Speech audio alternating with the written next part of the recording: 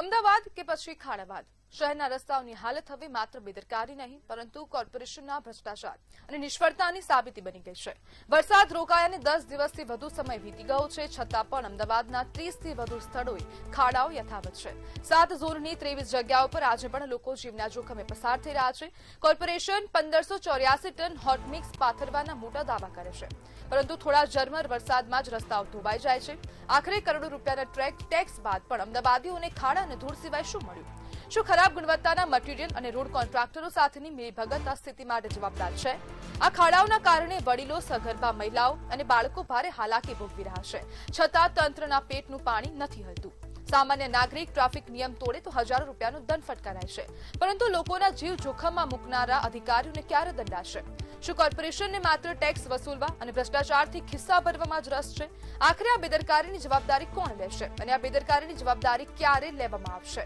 તે એક મોટો પ્રશ્ન બની ગયો છે। નારણપુરા, વેજલપુર, સાબરમતી, વાસણા સહિતના અનેક વિસ્તારોમાં રસ્તાઓ બંધ છે, જે આ 4 સ્થળ છે। 4 સ્થળ સિવાય અન્ય 5 સ્થળો પર પણ રસ્તાઓ બંધ છે। વરસાદ બાદ પણ રસ્તાઓના હાલ ક્યાંક ને ક્યાંક બેહાલ બની ગયા છે। અને આજ મુદ્દે આપણી સાથે ચર્ચા કરવા માટે સામાજિક અગ્રણી પવન કાપડિયા જોડાઈ ગયા છે। પવનભાઈ, અમદાવાદમાં ખાડાની સમસ્યા કેટલી ગંભીર? અમદાવાદના દરેક વોર્ડની અંદર આપણે ફરીએ બરાબર, તો દરેક જગ્યાએ રોડની હાલત એટલી બિસ્માર છે કે જેમ આપણે સ્માર્ટ સિટીની વાત કરતા હોઈએ તો ક્યાંક ને ક્યાંક સોસાયટીના બહાર નીકળતાની સાથે જ આપણને ખાડા જોવા મળશે। ક્યાંક ને ક્યાંક મુખ્યમંત્રીનો એરિયા હોય, ક્યાંક ને ક્યાંક મેયરશ્રીનો એરિયા હોય, કમિશનર સાહેબના બંગલાની આજુબાજુનો એરિયા હોય, દરેક જગ્યાએ રોડ એ જ રીતના હાલતમાં જોવા મળે છે કે જ્યાં ખાડાઓ બિસ્માર હાલતમાં છે। જેમ તમે બેન હમણાં કીધું કે વાલી વિદ્યાર્થીઓને જેમ પોતાના બાળકોને લેવા મુશ્કેલીમાં પડતા હોય, સૌથી વધારે બેન ખાડાઓને લઈને તકલીફ જો જોવા જઈએ તો સિનિયર સિટીઝન જેવા વ્યક્તિઓ કે જેમને પોતાને ડ્રાઇવિંગ કરતા વખતે એમને આ બધી તકલીફ પડતી હોય છે, ફૂટપાથો ખાડાઓમાં ઘૂસી ગયેલી હોય છે, એટલે ક્યાંક ને ક્યાંક આ તંત્રની બેદરકારી છે। મેયરશ્રીના બંગલા, આપણે એલિસ બ્રિજ જે લો ગાર્ડન વાળો એરિયા છે એની આજુબાજુ આપણે ફરીએ તો ત્યાં પણ આ જ પરિસ્થિતિ છે। પવનભાઈ, આપ કહી રહ્યા છો કે લો ગાર્ડન વાળા રસ્તા પર આપણે ફરીએ ત્યાં પણ આવી સ્થિતિ છે, તો પછી જે અધિકારીઓ છે તે લોકોને ધ્યાનમાં તો આવતું જ હશે, કારણ કે એ લોકો બી એ જ રસ્તો વાપરવાના છે જે સામાન્ય નાગરિક વાપરે છે।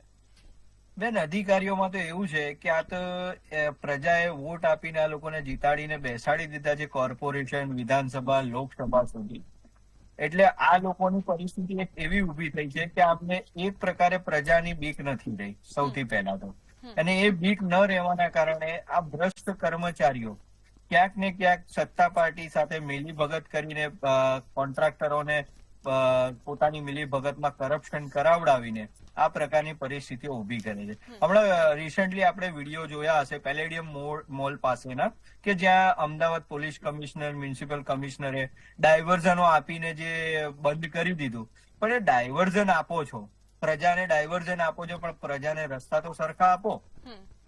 પ્રજાને રસ્તા તો સરખા આપવા નથી હોતા।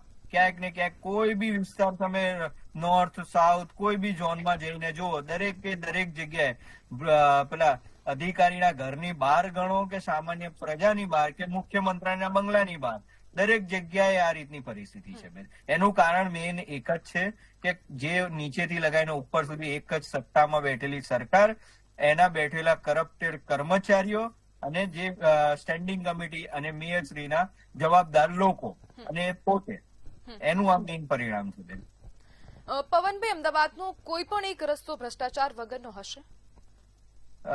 એક સામાન્ય પ્રજા તરીકે બેન આપણે અત્યારે જ નીકળીએ તો આપની ઓફિસની બહાર બી જશો તો તમને આ વસ્તુ જોવા મળશે, એટલે એ વાત તો ભૂલી જ જાઓ કે કોઈ જગ્યાએ આપણે 1 કિલોમીટરનો રસ્તો શું 100 મીટરનો રસ્તો સરખો જોવા નહીં મળે।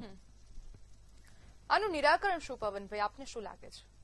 આનું નિરાકરણ પ્રજાએ જ લાવવું પડે, બરાબર છે। પ્રજાએ સમજવાની જરૂર છે કે ભાઈ એકની એક સત્તાવાળી પાર્ટીને આપણે બેસાડી રહ્યા છે, અને આજે મેં એક વસ્તુ બેન એક સામાજિક આગેવાન તરીકે મેં જોયું કે પ્રજા સરકાર સામે સવાલ નથી પૂછતી, બરાબર છે।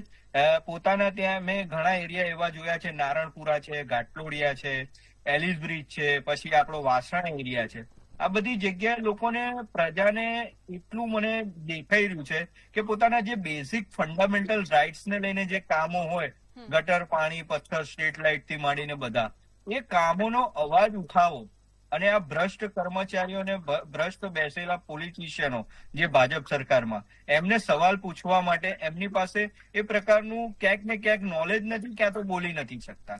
એમાંથી એક વસ્તુ છે. પવનભાઈ, પરંતુ લોકો બોલતા જ નથી ને, એ તો અહીંયા મોટો પ્રશ્ન થઈ જાય છે. પોતાની એક આપણને કોઈ સારી વસ્તુ છે અથવા તો સારા રસ્તા જો રસ્તાની વાત થતી હોય ત્યારે તો લોકો જ બોલતા નથી. તો હવે લોકોની જ ભૂલ ગણી શકાય આમાં? બેન, લોકો જો અગર નહીં બોલે તો મારું માનવું એવું છે કે આવનારા સમયમાં આપણે આ જનરેશનને આપણે શું આપીને જઈ રહ્યા છે કે ના બોલવાની આપણે સલાહ આપીને જઈ રહ્યા છે. આજે નહીં તો કાલે બી લોકોએ તો બોલવું તો પડશે ને બેન. પવનભાઈ, આપ માનો છો કે હવે લોકોને પણ નથી બોલવા દેવામાં આવતા?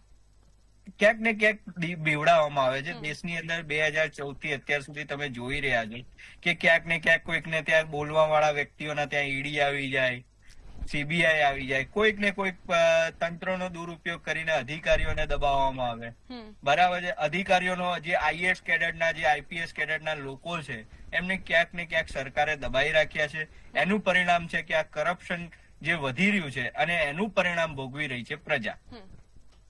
જી બિલકુલ પવનભાઈ, જોડાવા બદલ આપનો આભાર.